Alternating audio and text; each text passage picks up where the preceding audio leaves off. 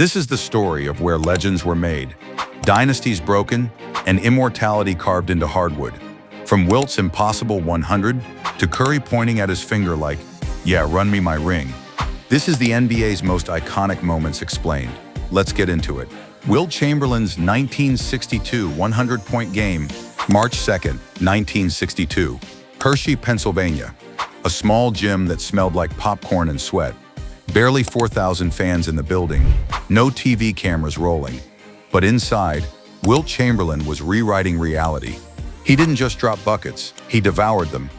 Dunks, hook shots, free throws. Yes, Wilt hitting free throws. Unstoppable. The Big Dipper racked up point after point until the crowd could barely believe the scoreboard, 90, 95, 99. Then, with less than a minute left, Wilt caught an inbound pass, rose over two desperate Knicks defenders, and laid it in for number 100. Fans stormed the court, teammates hoisted him up. The game ended in chaos. No footage survived, just a single black and white photo. Wilt holding up a piece of paper, a simple 100 scribbled in marker. It wasn't just a basketball game, it was a myth happening in real time. No one's come close since. Kobe got to 81. Jordan never sniffed it. Harden, Steph, LeBron, all legendary scorers, but that triple-digit mark mocks everyone who tries. Wilt's 100 isn't just a stat, it's the unreachable peak. The number every kid dreams about dropping in an empty gym when the lights go out and the scoreboard's theirs alone. One night, one number, forever untouchable. Bill Russell's 1969 11th championship. Before rings were currency, Bill Russell minted them by hand. 11 and 13 seasons, a number so unreal, it makes today's super teams look like amateurs. But it's that last one in 1969 that sealed Russell as the ultimate winner. At 35 years old, knees creaking, running on pride and defiance, Russell wasn't just the Celtics captain, he was their coach too. Player coach, the man on the bench and the man on the boards. The Lakers thought they had him that year. Jerry West, Elgin Baylor, Wilt Chamberlain, a Hollywood ending waiting to happen. Game 7, the Old Garden, Boston. Russell played 48 minutes, wrestled Wilt all night, dragged a battered Celtics squad over the finish line by sheer will. When the final horn sounded, the scoreboard read Celtics 108, Lakers 106, dynasty extended, doubters silenced. No champagne showers, no post-game flex. Russell just walked off the court, 11 rings worth of legacy tucked under his giant hands. While everyone chases GOATs and greatest ever debates, Bill Russell stays in a class by himself. The man who stacked banners like bricks and built the Celtics empire that every contender still measures itself against today. 11 rings, one king of winning. Magic Johnson's 1980 Rookie Finals MVP. Some rookies shake hands and find their footing. Magic Johnson walked in, grinning ear to ear, and stole the whole damn show. Game 6 of the 1980 NBA Finals. The Lakers up 3-2 on the Sixers. But Kareem Abdul-Jabbar, the MVP and franchise anchor, was out with a sprained ankle. No big man, no title. That's what everyone thought, except Magic. Just 20 years old, barely old enough to order a drink. Magic looked at Coach Paul Westhead and said, "I got this." He didn't just play point guard. He started at center, then ran forward, then ran guard again, all while controlling the floor like a conductor waving a wand. He dropped 42 points, snagged 15 boards, handed out 7 assists, and made the Forum crowd roar with each skyhook and no-look dime. It wasn't just the stats, it was the swagger. A 6'9" point guard doing grown man things, smiling like he knew he was building showtime with every bucket. When the final horn blared, the rookie was Finals MVP, the youngest ever to do it. Magic didn't just save the Lakers that night. He launched an era of fast breaks, flashy passes, and basketball as Hollywood blockbuster. One game, one rookie, instant legend. Michael Jordan's 1997 flu game. If you ever need proof that greatness isn't just talent, it's guts, pain, and refusing to quit, remember the flu game. Game 5 of the 1997 NBA Finals. Bulls versus Jazz, series tied 2-2, and Michael Jordan wakes up drenched in sweat, barely able to stand. Food poisoning, flu, call it whatever you want. He looked like a ghost. Trainers told him to rest. Mike just said, "I'll play." Utah's Delta Center was a volcano. The Jazz came out swinging. Stockton and Malone smelling blood. But there was Jordan, staggering, grabbing his knees, then rising up and burying jumper after jumper anyway. 38 points, 7 rebounds, 5 assists. Every minute a battle to stay on his feet. You can see the clips. MJ doubled over at timeouts, eyes glazed, hands on his shorts, dripping sweat like he'd been dropped in the ocean. Then he'd check back in, snatch the ball, and rip out Utah's heart. The image that sticks forever. Final seconds, Bulls up, Jordan collapses into Scottie Pippen's arms, the two walking off the floor together. Greatness holding greatness up. One of the coldest, gutsiest performances ever. Weak legs, burning fever, still unstoppable. Flu or no flu, it's Michael Jordan. Michael Jordan's 1998 final shot with the Bulls. If you had to freeze Michael Jordan's career in a single frame, it'd be this one. Game 6, 1998 NBA Finals. Bulls versus Jazz, again. The dynasty teetering, the Jazz desperate, and Jordan refusing to let it die easy. Utah led by 3 with under a minute left. Then MJ stripped Karl Malone in the post. Predator instincts just snatched the rock like it belonged to him. He dribbled up the floor, no timeout, no panic. Guarded by Brian Russell, clock ticking down. Everyone in the Delta Center standing, praying he'd miss just this once. Jordan rocked Russell right, crossed him left. Russell stumbled. MJ rose, hung in the air for a beat, and let it fly. Nothing but net. Bulls by 1. The pose, hand hanging in the air. Wrist frozen like a statue. A snapshot of a killer closing the book on a dynasty with his own signature. Jordan, open, Chicago with the lead! 87-86, 6th title in 8 years. Phil Jackson said nothing. He didn't have to. No celebration yet. They all knew. That was the shot. That was the legend sealing itself. No scriptwriter could have done it cleaner. The steal, the crossover, the jumper, the pose, the last word, written in fadeaway ink. Michael Jordan, the final shot, the perfect ending. Allen Iverson's 2001 step over. Some moments aren't just highlights. They're attitude frozen in time. Allen Iverson's step over might be the coldest I don't care who you are play in NBA Finals history. Game 1, 2001 NBA Finals. Lakers stacked Shaq and Kobe, the defending champs, 11-0 in the playoffs, ready to steamroll the underdog Sixers. But AI walked into Staples Center like he owned it. Iverson dropped 30 by halftime, juking Laker defenders out of their shoes. But the moment that's tattooed on hoops culture forever, fourth quarter, Sixers clinging to the lead. Iverson isolates on the wing, Tyronn Lue draped all over him. One vicious crossover, a pullback cash. Wilt hits the deck trying to contest. Iverson doesn't celebrate normal.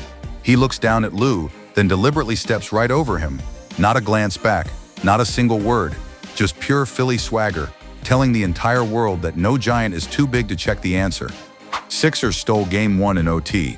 The Lakers would take the series, but AI's step over lived on like a monument. Sometimes it's not the ring that sticks, it's the moment when a legend stamps his attitude on the league forever. Robert Horry's 2002 game winner versus Kings. Big Shot Bob. One nickname says it all. Robert Horry never needed the spotlight, but when it found him, he owned it like a king. Western Conference Finals, 2002. Lakers versus Kings. Maybe the fiercest rivalry of that era. Sacramento was young, hungry, ready to dethrone the Shaq and Kobe dynasty. Game 4, Staples Center. Kings up 2-1 in the series. They were seconds away from going up 3-1. The upset was right there. Final seconds. Lakers down by 2. Chaos everywhere. Kobe drives, misses. Shaq tries the putback. Blocked. The ball bounces right to the top of the arc. Right to Robert Horry. One smooth motion. Catch, rise, fire. No hesitation. Buzzer sounds. Swish. Game over. Series tied. Kings' hearts ripped out in real time. Staples Center went from silent to earthquake loud in half a second. Kobe Bryant on the move against Christie. In for the right, flips his shot up, no good. O'Neal lays it up, missed it. Ball tipped out to Horry, a straight on 3. Good! The Lakers have won! Horry jogged off like he did this every day, because he kinda did. 7 rings, countless cold-blooded shots. But this one, it kept a dynasty alive. It reminded the world that in the playoffs, legends aren't always the biggest names on the roster. Sometimes they're just the calmest hands when the clock's about to hit 0. Dirk Nowitzki's 2011 championship run. Sometimes revenge takes 5 years and every minute of it is worth it. Dirk Nowitzki's 2011 title wasn't just a championship. It was a giant middle finger to every doubt he ever heard. Back in 2006, Dirk's Mavs went up 2-0 on the Miami Heat in the finals, then watched Dwayne Wade and Shaq rip it away. People called Dirk soft, said a jump-shooting big man couldn't win when it mattered. So he waited, worked, and when the Heat came calling again in 2011, this time with LeBron, Wade, and Bosh, Dirk didn't blink. He shredded the Blazers, swept the defending champion Lakers, took down the young Thunder, then with his hand wrapped and a torn tendon in his finger, Dirk torched Miami on their own floor. Game after game, fadeaways from impossible angles, the same one-legged step-back kids copy today. He didn't trash talk, didn't flex, he just hit dagger after dagger, then stared coldly as if to say, "I told you." When the final buzzer sounded, Dirk walked off the court alone, disappearing into the tunnel.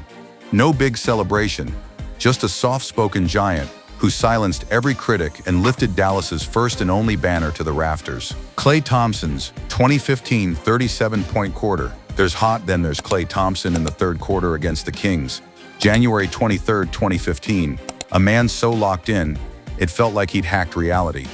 The Warriors were rolling that season, the Splash Brothers terrorizing every defense in the league. But nobody, not even Steph, has ever done what Klay did that night. Third quarter, game close, crowd buzzing but not quite believing. Then Klay caught fire and never cooled off. Catch and shoot three, another three off a screen, fast break pull-up three. Defender's hand in his face didn't matter. Klay dropped 37 points in that single 12-minute stretch. He shot 13 for 13 from the field, 9 for 9 from three, not a single miss, just pure perfect rhythm. Teammates were laughing, fans were gasping. Even the Kings bench couldn't help but smirk in disbelief. Every time the ball left his hands, it was money. It was the most points ever scored in an NBA quarter, and nobody's touched it since. What made it so Klay? No flex, no chest pound.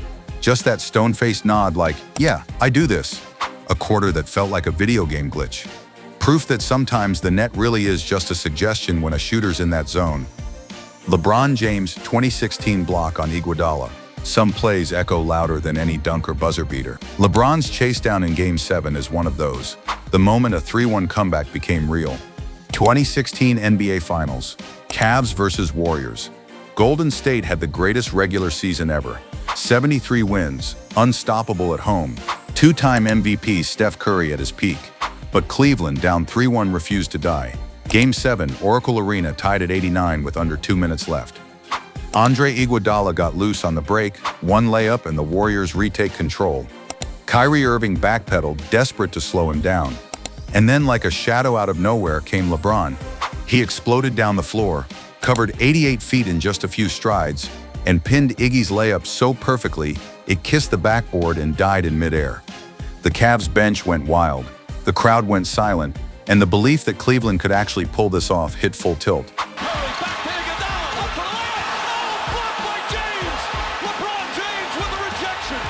Moments later, Kyrie hit the dagger three. Cleveland sealed the deal. The city's 52-year championship drought gone. But if you ask any fan what play they see first, it's that block. Blocked by James, Mike Breen's call. The exclamation point on a promise kept. LeBron delivering the trophy back home. The Kings' crown shining for everyone to see. Kobe Bryant's 2016 60-point farewell. When legends say goodbye, they don't fade out quietly. They burn the house down one last time. Kobe Bryant did exactly that on April 13, 2016. 37 years old, battered knees, Achilles stitched back together. The Lakers were dead last, no playoffs in sight. But for one night, none of that mattered. The building was packed with stars. Teammates, old rivals, everyone came to see if the Mamba had one last bite left. He did, and then some. The Jazz came to spoil it, and for a while they did. Kobe started ice cold, missed his first 5, but then he found the rhythm. Fadeaways, pull-ups, impossible contested shots that only Kobe would dare to take, let alone make. Each bucket brought the crowd to its feet, roaring for every vintage moment. By the fourth quarter, the entire team just fed him the ball. 50 shots later, Kobe had 60. The final dagger? A go-ahead jumper, then 2 free throws to seal it. Lakers win, Kobe waves, mic in hand, Mamba out. No finals, no banner, Just one man showing you exactly who he was, right to the very last second. One last roar for the game's most relentless artist. A masterpiece exit, signed in sweat and legend. Kawhi Leonard's 2019 Game 7 buzzer beater. Some shots drop, some shots bounce. Kawhi Leonard's Game 7 dagger didn't just fall, it made the whole world hold its breath 4 times before sinking history. 2019 Eastern Conference Semifinals, Raptors versus Sixers, tied 90-90, Game 7, everything on the line. Toronto had never been to the finals. Philly was hungry, and Kawhi, the quiet killer, had been punishing them all series long. Final seconds. Raptors inbound, clock ticking down. Kawhi dribbles right. Ben Simmons chasing, Embiid closing the gap. He fades, leans into the corner, launches it over Embiid's outstretched hand. The rainbow of all rainbows. The ball hits the rim once, twice, 3, 4 times. In that moment, the whole arena froze. Teammates crouched. Kawhi squatting in the corner. Simmons, is this the dagger? Eyes locked, the entire country of Canada holding its breath. Then swish, game over. Raptors win. It was the first Game 7 series-ending buzzer beater in NBA history. One shot carried the Raptors past the mighty Bucks, straight into the finals, where they'd finish the job and lift Canada's first NBA championship. Kawhi didn't scream, didn't dance, just roared once, arms out, soaking in the weight of a moment that still echoes around every playground hoop. Sometimes legends don't talk, they just bounce history off the rim. Steph Curry's 2022 Ring Me moment. Sometimes a single gesture says everything. A decade of doubters couldn't. Steph Curry's finger point in Game 6 of the 2022 NBA Finals wasn't just a flex, it was the final word. The Warriors were back on top, but this time it was Steph's show from start to finish. No Durant, no prime Klay, just the baby-faced assassin turned season killer, dragging defenders 30 feet from the rim and burying their hope one logo bomb at a time. In Boston's house, with the Celtics trying to force a Game 7, Steph made sure the door stayed shut. Third quarter, he hit a deep 3 so cold it silenced the garden. He turned, backpedaling, pointing straight to his ring finger before the ball even splashed through the net. 6 assists for Green. Curry a long 3. It's good! Steph Curry from way downtown! Steph Curry from way downtown! Yeah, run me my ring. It wasn't cocky, it was overdue. His 4th championship, his first Finals MVP, the final piece for the greatest shooter ever. All those years people said, he's only got it because of KD, or he can't do it alone. One finger point burned it all down. The clock ticked down, the confetti fell, and Curry's legacy went from revolutionary shooter to undisputed legend. Rings on fingers, records on walls, and every kid pulling up from the logo because Steph showed them how. Iconic moments that bent time, froze crowds, and reminded us why basketball is more than a game. It's a stage where giants fall, underdogs rise, and a single shot can echo forever. From Wilt's unreachable 100 to Steph's cold-blooded finger point, every era, every legend, every highlight lives on because fans like you keep replaying them in driveways, gyms, and playgrounds worldwide. Thanks for watching. If you felt that, drop a comment, hit subscribe, and tell us what's your most iconic moment. And remember, stay locked in,